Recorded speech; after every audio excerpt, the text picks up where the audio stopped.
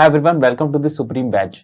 इस वीडियो में हम सीखने वाले हैं कि हम n to 1 तक यानी बैक काउंटिंग किस तरीके से प्रिंट कर सकते हैं और इसका सूडो कोड और फ्लो चार्ट क्या रहने वाला है। ठीक है, सबसे पहले हम देखना चाहते हैं कि n यहाँ पर क्या है। n है आपका यूजर से इनपुट हम लेंगे इसको। ठीक है, यूजर से इनपुट लिया हुआ एक नंबर है जिससे मैं शुरू करूंगा, यानी कि n से मैं शुरू करूंगा। ठीक है, सपोज अगर n मेरा 5 है तो मैं 5 से शुरू करूंगा। मैं 5 प्रिंट करूंगा, 4 प्रिंट करूंगा, 3 प्रिंट करूंगा, 2 प्रिंट करूंगा, 1 प्रिंट करूंगा। ठीक है, सिमिलरली अगर n आपका 10 है तो मैं 10, 9, 8, 7 डॉट डॉट डॉट डॉट 1 तक प्रिंट करूंगा। ठीक है, तो हमें यहाँ पे समझ आ रहा है यूजर से हमें क्या इनपुट लेना है। यूजर से सिर्फ मुझे n इनपुट लेना है। ठीक है, यूजर इनपुट। उसके बाद मुझे क्या करना होगा, उसके बाद मुझे n से लेके 1 तक एक लूप चलाना होगा, यानी कि n टाइम्स एक लूप चलाना होगा मुझे।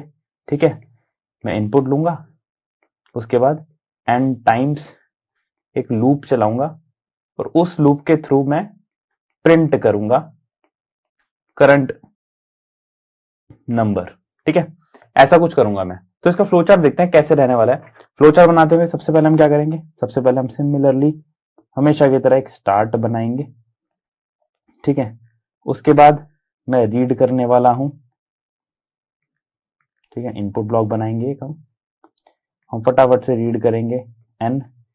उसके बाद अब मैं एक काउंटिंग करना चाहता हूं, राइट। मैं लूप का यूज करूंगा, उस लूप को n टाइम चलाना चाहता हूं, तो मुझे एक वेरिएबल चाहिए होगा। ठीक है, एक वेरिएबल चाहिए होगा, उसको मैं n से असाइन कर दूंगा। ये जो वेरिएबल है ये हमारा एक प्रोसेसिंग ब्लॉक ही होगा। ठीक है, एक प्रोसेसिंग ब्लॉक होगा क्योंकि i में यहाँ पे n असाइन हो रहा है। ये कौन करेगा, सीपीयू असाइन करेगा, तो इसलिए प्रोसेसिंग ब्लॉक होगा। उसके बाद मैं क्या करूंगा, उसके बाद मैं एक कंडीशन लगाऊंगा। ठीक है, एक डिसीजन मेकिंग करेंगे यहाँ पे, क्या आपका जो i है वो ग्रेटर देन इक्वल टू 1 है। अगर वो ग्रेटर देन इक्वल टू 1 है, यानी कि यस वाली कंडीशन, तो आप सब समझदार हैं। हमें क्या करना है, हमें प्रिंट कर देना है i को। ठीक है, i कहां से शुरू हुआ है, n से शुरू हुआ है, तो सबसे पहले क्या प्रिंट होगा, n प्रिंट होगा। उसके बाद मैं क्या करूंगा, उसके बाद मैं i को डिक्रीमेंट कर दूंगा i माइनस 1 से। ठीक है, यानी पहले n होगा फिर n माइनस 1 हो जाएगा। n माइनस 1 होने के बाद मैं वापस से इसी कंडीशन को चेक करने पहुंच जाऊंगा। वो कंडीशन फिर से चेक करेगी क्या अब जो i नया बना है, यानी कि अगर शुरू में सपोज आपका जो n है वो 5 था। ठीक है, आपने 5 प्रिंट किया यहाँ पर, उसके बाद 5 को डिक्रीमेंट कर दिया, 5 माइनस 1 दैट इज 4।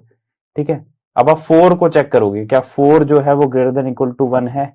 अगर है तो आप आगे फिर से लूप कर जाओगे। ठीक है, तो ये लूपिंग हो गया। अभी इसमें एक कंडीशन बाकी है कि अगर i जो है वो ग्रेटर देन इक्वल टू 1 ना रहे, यानी कि n को आप डिक्रीमेंट करते करते 1 पे पहुंच गए, आपने फाइनल 1 प्रिंट कर दिया, 1 प्रिंट करने के बाद 0 हो गया i, उस पॉइंट पे क्या होगा, ये कंडीशन फॉल्स हो जाएगी। आप क्या करोगे, सिंपली एंड कर जाओगे। ठीक है, तो ये आपका सिंपल सा फ्लो चार्ट हो गया जिसमें कि हमने लूपिंग का यूज किया है। यहाँ पे लूप कर रहे हैं हम और हम काउंटिंग को प्रिंट कर रहे हैं। इसका सूडो कोड बहुत ही आसान है, सिंपली हम फ्लो चार्ट को देखते हुए सूडो कोड बना सकते हैं। सूडो कोड क्या करेगा, सिमिलर थिंग, n को रीड करेंगे, हम सेट करेंगे i को n से। ठीक है, ये कैपिटल I है। उसके बाद हम चेक करेंगे कंडीशन को। ठीक है, ये थर्ड जो है ये यही वाली कंडीशन है, इसको हम चेक करेंगे कि i greater than equal to 1 है तो प्रिंट करेंगे, वरना हम i को डिक्रीमेंट कर देंगे। बेसिकली प्रिंट करने के बाद डिक्रीमेंट कर दोगे। ठीक है, n करोगे, n के बाद n माइनस 1, यानी i equal to i minus 1, इससे डिक्रीमेंट हो गया। उसके बाद हमने लिखा है यहाँ पर सूडो कोड में हम लिखते हैं गो टू 3। अब वापस हम यहाँ से यहाँ चले जाएंगे। ठीक है, गो टू 3 यहाँ पे कौन सी है, ये वाली जो एरो है ये गो टू 3 है, गो टू 3 कर देंगे। और अगर ऐसा नहीं होता, नो वाली कंडीशन के केस में हम एल्स स्टॉप, विल स्टॉप। ठीक है, तो ये हो गया आपका काउंटिंग प्रिंट करना, बैक काउंटिंग प्रिंट करना फ्रॉम n to 1, इसका फ्लो चार्ट और सूडो कोड। Thank you.